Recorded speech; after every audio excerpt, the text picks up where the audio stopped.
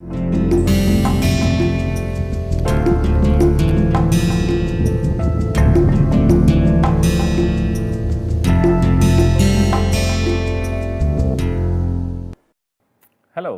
welcome to Introduction to Composites. Today we plan to develop relations for density in terms of volume fractions and mass fractions and densities of fiber and matrix materials for unidirectional composites. So, we have already defined terms like volume fraction and mass fractions, and what we want to do next is compute density as a function of, so we will compute density as a function of mass fraction and volume fraction. So, we have already stated that if there is a composite material, unidirectional composite material, so it has fiber and matrix, then the total mass of the composite is mc, that equals mf plus m, where is mass of matrix, f is mass of fiber. Okay. So, what do we do is we now divide this entire equation by the volume of the composite. So, we divide it by Vc, the entire thing by Vc. So, what do we get? So, what we get is, so mass of composite divided by volume of composite is what? Density of composite material. So, this equals, now what is mass of fiber? Mass of fiber is volume of fiber times density of fiber, and then I am dividing this by Vc. Similarly, mass of matrix is what? Volume of matrix times density of matrix, and this I am getting dividing it by Vc. Now, we know that Vf over Vc is what? Volume fraction of fiber, and Vm over Vc is volume fraction of matrix. So, I can write a relation that density of the composite equals Vf times rho f plus volume fraction of matrix times rho m. So, this is another relation. So, here I have expressed density of the composite in terms of volume fractions of fiber and matrix materials. Let us write a similar relation for in terms of mass fractions. So, the other relation, so similarly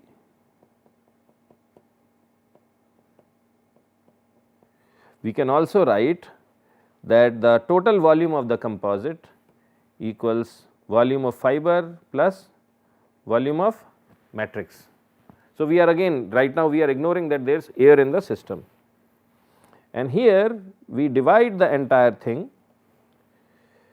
by mass of the composite.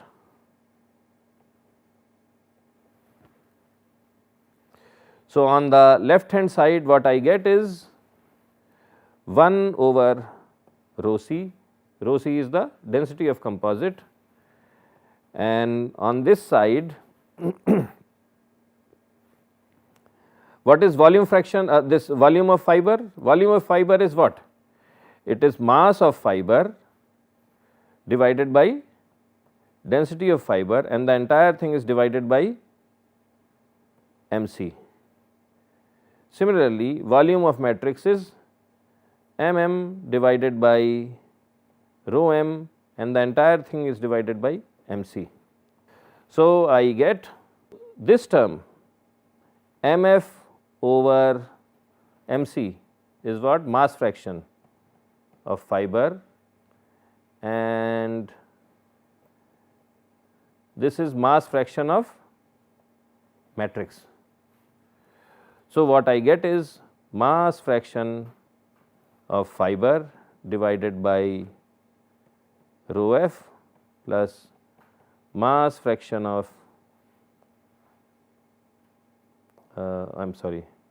mass fraction of matrix divided by rho m equals 1 over rho c. So, this is the other relation I get. So, I get these two relations for the density in terms of volume fraction. So, if I know volume fractions, I can use the first relation to compute the density of composite. If I know mass fractions, then I can use the second relation to compute the density of composite. Now, in both these expressions, we did not account for the volume of air. Now, this is how you can theoretically compute the overall density of the composite, but then suppose you want to verify whether it is correct or not. So, how do you do it? Essentially, you have to conduct an experiment, and what people do is that they take a small furnace, they measure the mass of the furnace when there is no composite in it, then they place the composite in it, and especially if it has glass fiber or even if it has graphite fiber, they heat the composite to very high degrees centigrade. So, whatever matrix material is there, it just gets burnt and only the fiber, glass fiber is left. So, from that they figure out what is the content of glass fiber in the material. So, that gives them an idea of the volume fraction as well as the mass fraction of the glass fiber, because you know the volume and mass of the original composite. So, from that you can figure out what is the volume fraction of fiber in the system. Now, suppose there is your experimental results and the theoretical results as of the for density as computed from here, they do not agree. That means that there is significant amount of air in the system. So, how do you figure out the from volume fraction of air? So, volume fraction of air equals your theoretical density of the composite will always be a little higher, because it does not account for air, right.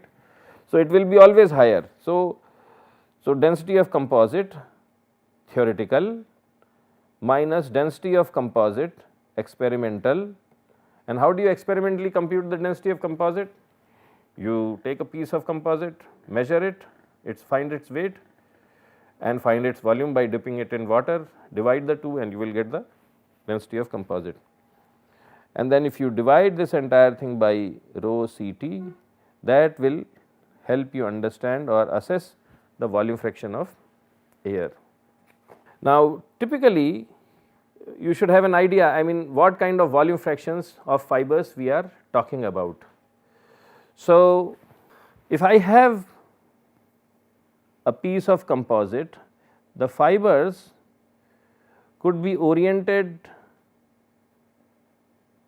in all sorts of formations. Okay. So, this is like a rectangular formation, because the every 4 fibers, they are oriented in some sort of a square pattern. So, if this kind of a pattern is there, we can actually figure out what would be the volume fraction for such a system. So, think about it. Suppose the fibers are oriented in a regular formation like this, and this pattern keeps on getting repeated forever.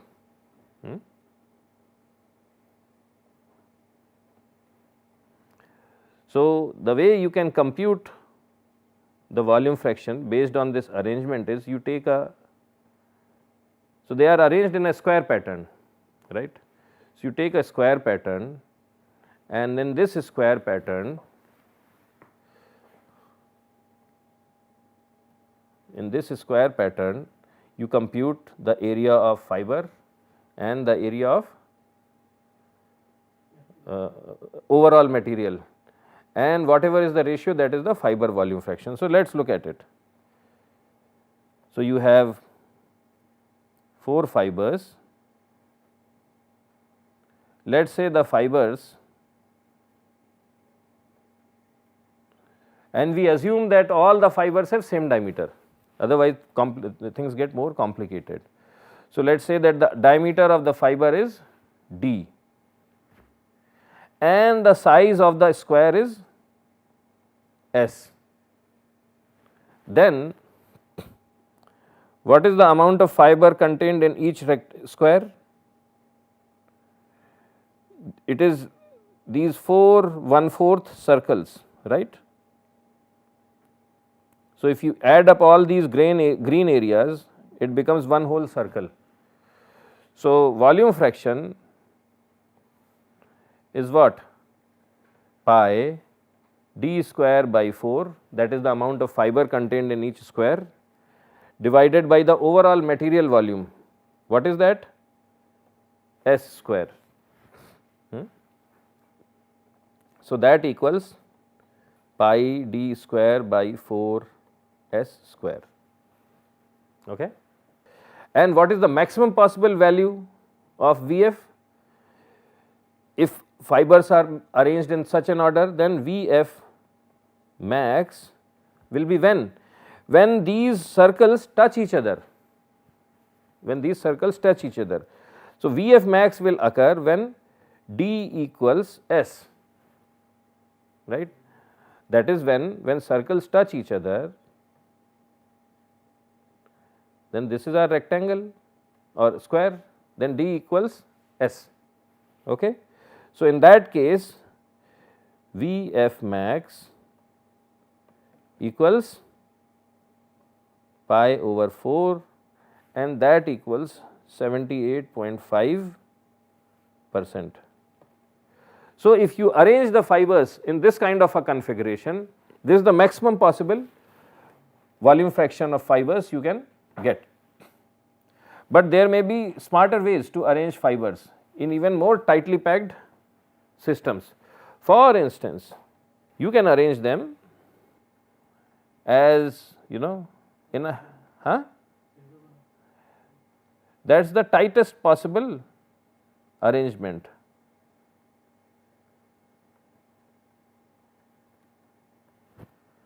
And in this case, let us say the side of hexagon is s, this is diameter is d, and then again you can do the mathematics, and when fibers touch either, you can figure it out. Okay. So, this is another thing I wanted to share with you.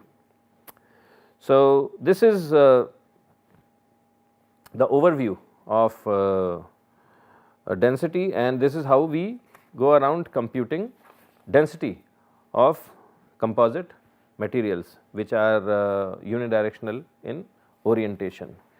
Now, we will start discussing prediction of other material properties. So, what we will start discussing is computation of longitudinal modulus of a unidirectional composite laminate. So, what does that mean? So, all the fibers are oriented in the length direction, it is a single layer of composite, and what we are interested in is that if I pull it in this direction, and let us say, so what is this direction? This is L, right. So, if I am pulling it in L direction, so I am applying a load FL, and if the cross sectional area is A, so suppose this is my cross sectional area of the sample, then what is the stress I am applying? Then stress will be sigma, and this stress is being applied in the L direction. So, sigma L equals FL over this is the cross sectional area A. So, that is my sigma A, you know, so FL over A. So, I can calculate how much stress I am applying on the overall system, and what will be the strain in the system. So, when I pull it, it extends a little bit. So, this is the original length, and then it extends by some distance delta L. So, what is the strain? Strain in the length direction is delta L divided by L, and this is the strain in which direction? L direction. So, then so experimentally this is how I can compute E. So, then E, which is the Young's modulus in the length direction, is equal to sigma L divided by epsilon L. So, this is the physical meaning of longitudinal modulus of this material, longitudinal modulus of this material of a unidirectional composite. And physically the way I am going to measure it is, I take a piece of it, pull it in the length direction, find sigma L, find epsilon L, take the ratio, and I will be able to compute the modulus in the length direction, and that modulus I call EL. So, this is how we find out experimentally, but it's what that means is that to find it out experimentally, you have to make a sample, you have to cut it to the right size, you have to find a machine, we have to do the pulling and all that requires a lot of effort. So, the question is that if can I mathematically calculate EL?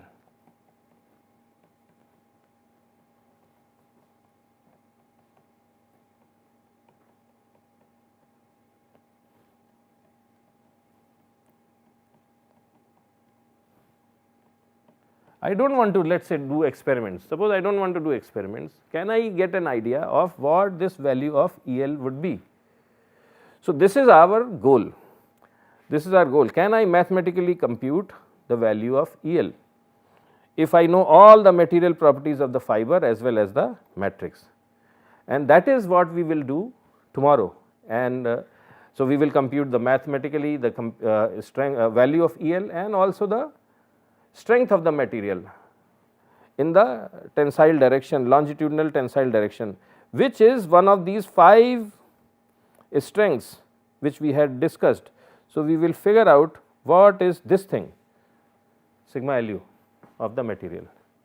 So, this is what we plan to do over the remaining course, and I hope you have a wonderful time learning all this good stuff, and we will meet once again tomorrow, and then till then have a great time. Bye.